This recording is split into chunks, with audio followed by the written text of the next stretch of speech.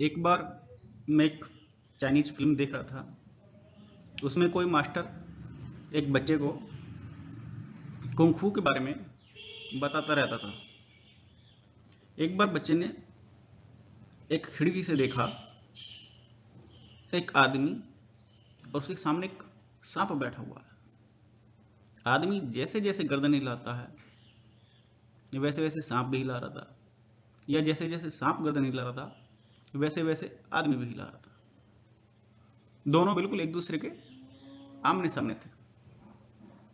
बच्चे ने दृश्य देखा और अपने मास्टर से कहा, देखो, वो आदमी सांप की तरह कर रहा है। जैसे जैसे सांप अपना फन हिला रहा है वैसे वैसे वो आदमी अपनी गर्दन हिला रहा है।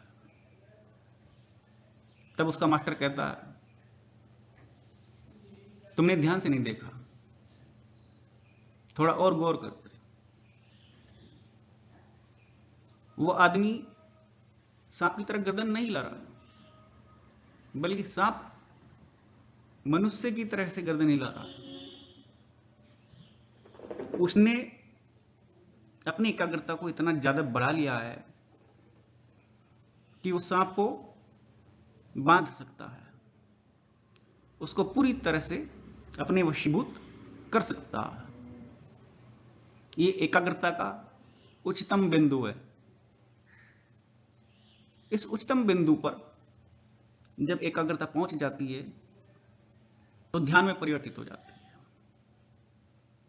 और इससे भी ऊपर यदि आप कोई मंत्र भी सिद्ध कर लेते हैं और एकाग्रता के उच्चतम स्तर पर पहुंचकर यदि आप मंत्र का प्रयोग करते हैं, तब आप सामने आपके कोई सा भी लक्ष्य हो, कितना मुश्किल हो, कितना अभेद हो, उसको भेद सकते हैं। क्योंकि आपकी एकाग्रता में पराशक्ति समाहित हो गई है, मंत्र समाहित हो गया है, जिसने आपकी एकाग्रता की क्षमता को कई गुना बढ़ा दिया है। वैसे आप यदि एकाग्रता के अपने प्रयास से ही उच्चतम बिंदु पर पहुंच जाते हैं तो आप सामने वालों को वैसे भी प्रभावित कर सकते हैं जब आप किसी विषय वस्तु में महारत हासिल किए रहते हैं। एकाग्रता से आप न केवल अपने लक्ष्यों को प्राप्त करते हैं, बल्कि आप अपने चारों तरफ अपनी मन चाही इच्छानुसार परिस्थितियों का भी निर्माण करते हैं।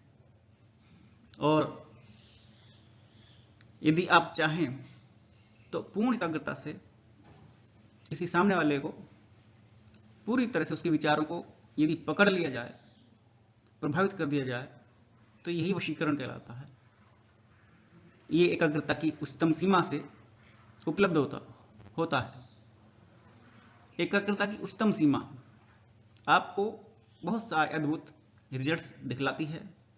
यदि आप निरंतर प्रयास करें तो आपका लक्ष्य अवश्य ही आपको प्राप्त होगा।